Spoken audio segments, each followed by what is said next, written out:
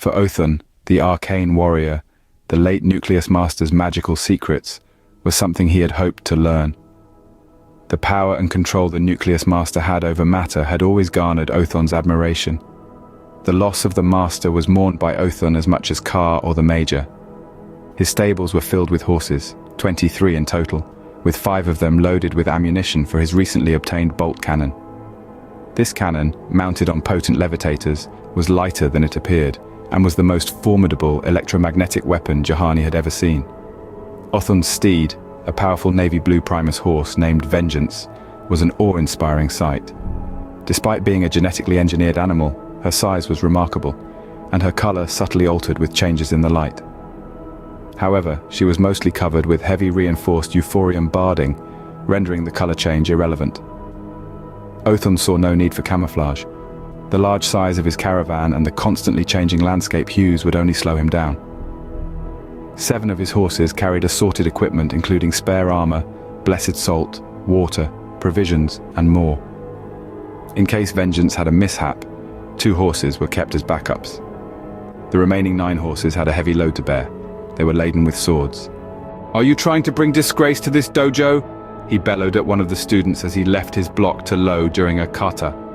"No, master," he yelled back obediently. "If I see you perform that maneuver like that again, you will trial it that way with me," threatened Tinjiro. Trial meant going into a life and death fight with the accomplished swordsman. He'd already executed several of his pupils in this way that year. "Yes, master." Quan Tai struck a small red metal gong in his chamber. Tinjiro heard it through a speaker mounted on his wrist. It was best not to keep the master waiting. "Finish your training, I will observe you again tomorrow," he shouted to the gathered mass. Tinjiro raised his voice quite regularly. Less than 5 minutes later, after traversing the angled staircases of the fortress dojo, Tinjiro reached Quan Tai's chamber. "Yes, master," he said as he bowed to the aging Grandmaster Samurai. "Have the students reached the 7th level of mastery yet?" asked Quan Tai grimly. "A few have reached level 8, master," replied Tinjiro with a fearful tone. "What is the level of mastery of your poorest student?" demanded Quan Tai angrily. 3, master," Tinjiro replied, shame and fear sweeping over him like a wave. "I shall have to set yet another example with him," screamed Quan Tai as he rose and readied his mighty seer katana. Tinjiro did not have to witness the execution. He knew what was about to happen. Quan Tai was overpoweringly strong and agile, and the young student had no chance of resisting his fiery-edged blade. He was sure that the old man just did this occasionally to stay in touch, to know that he still had the power to kill.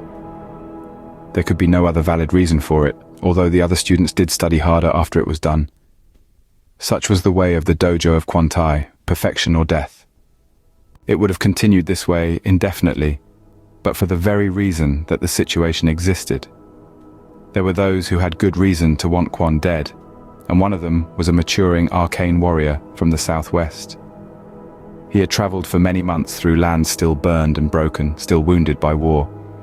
Othon had not forgotten the murder of his master, Ka.